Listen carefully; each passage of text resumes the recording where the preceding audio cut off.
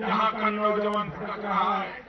आप मुझे बताइए, ये सोनभद्र इलाके में मेरा आदिवासी समाज अभी अभी रहने आया है क्या?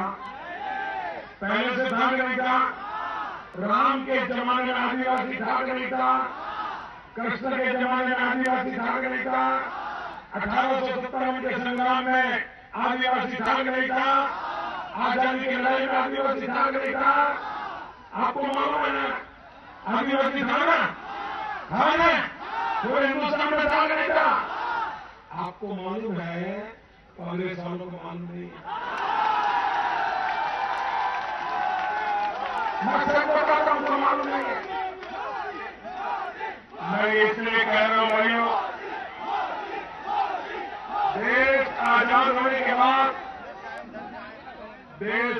होने के बाद 50 साल तक कांग्रेस पार्टी ने राज किया, लेकिन कभी भी उनको इस बात की याद नहीं आई कि यहां कोई आदिवासी समाज रहता है। उन्हें याद नहीं आई कि प्रभु राम जी के साथ आदिवासियों ने लड़ाई लड़ी थी।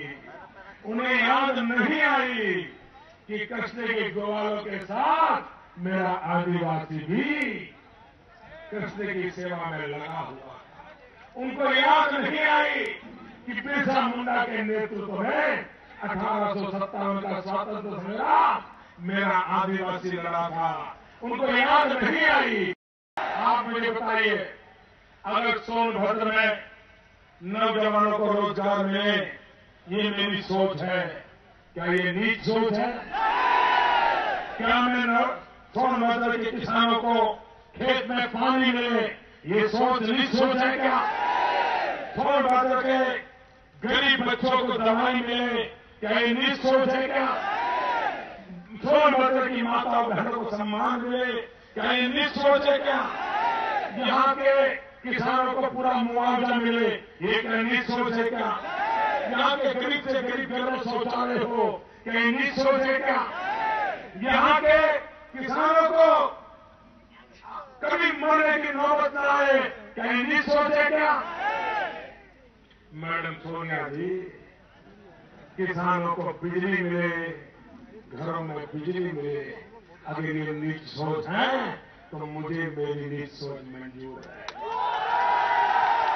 नौजवानों को रोजगार देने की आवाज उठाना, ये अगर मेरी नीच सोच है तो मुझे मेरी नीच सोच का गर्व है। मैडम सोनिया जी, सदियों से आपने हम गरीबों का अपमान किया है, अब गरीब जग गया है। अब गरीब आपका अपमान सहने वाला नहीं है।